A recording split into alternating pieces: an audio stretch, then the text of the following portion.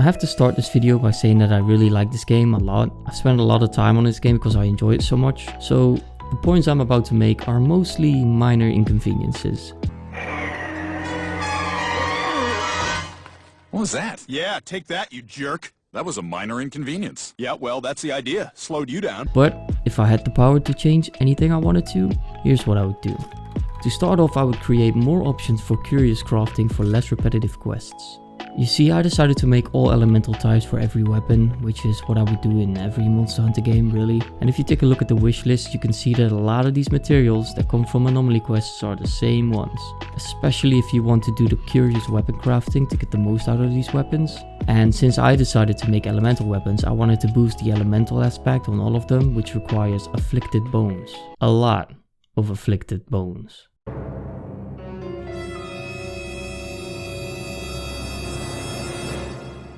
So what I would do is give you the option to pick which anomaly material you would want to sacrifice. I'll probably give you like 3 options. This doesn't take away from the grind, but allows you to have a little more variety in anomaly quests.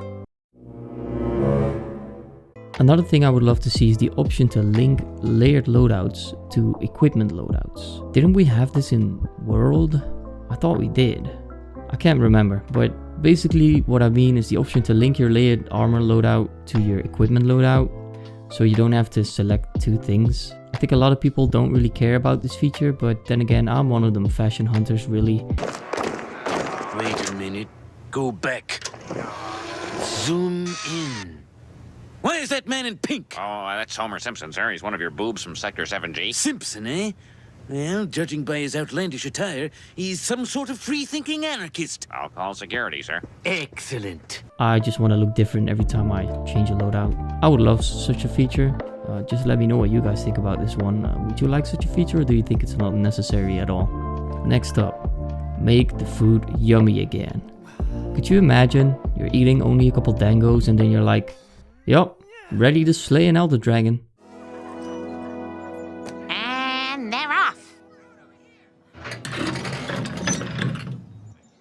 Well then, giddy up. It's sad too, because it used to be so good. Don't get me wrong, I loved the dangos at first, but they just became stale after a while.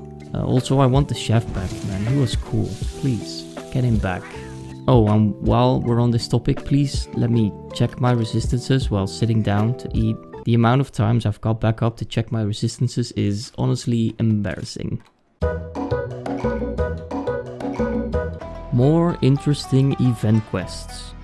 I feel like the event quests were a bit more wacky and interesting back in the day. The first thing that comes to mind is obviously World Eater.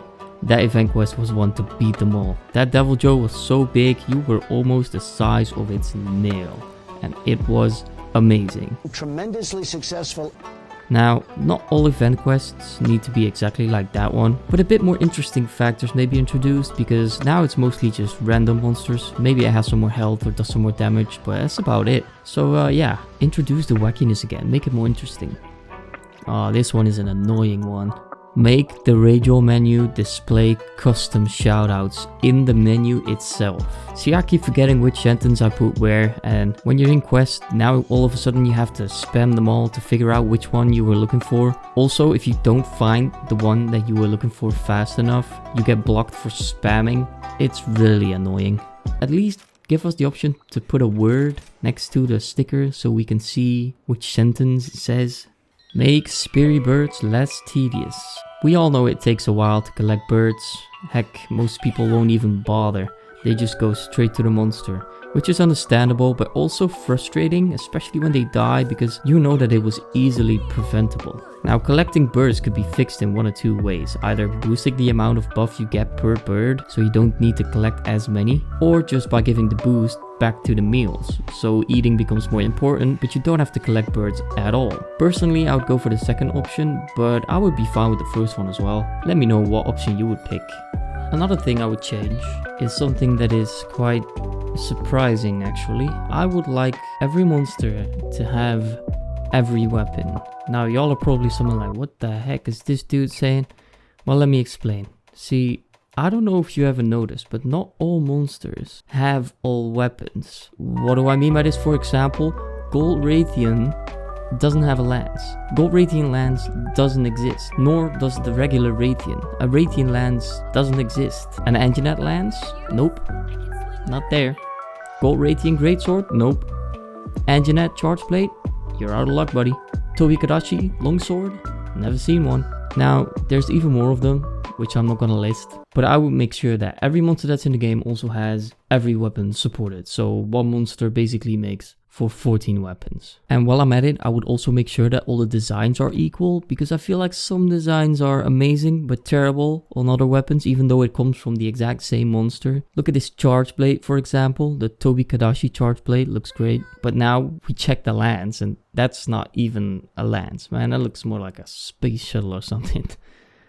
Something I miss a lot is more immersion. Now, hot and cold drinks are one of these things. I know a lot of people hate them. I like them personally. I love the immersion that they created.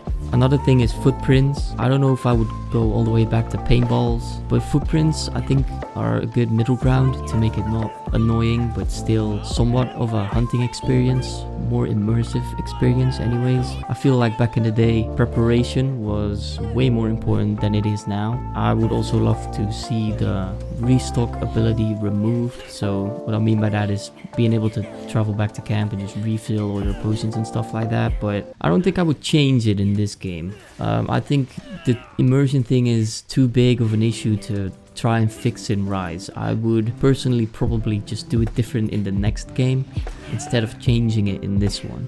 As we're on this topic, honestly, I miss the old games quite a lot. I feel like Rise and World were very good games, but they miss some of that typical Monster Hunter formula. So I like them for what they are, but they're different, and I miss the old games, and I don't think we'll ever go back, honestly. Looking at how the statistics are right now, the sales on Rise and World, the amount of mobility that people got used to, I don't think you could ever get rid of that easily. But yeah, I would love to see maybe a remaster, or at least something that is like the way the old ones were. More immersive, more preparation, more team play. But then again, that's just me.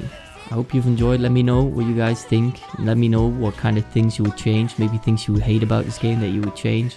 Things you love about this game that you would not want to see changed. Things you disagree with, agree with. Let me know. And with that said, I hope you enjoyed the video. Like, subscribe, all that stuff. And I'll catch you guys later.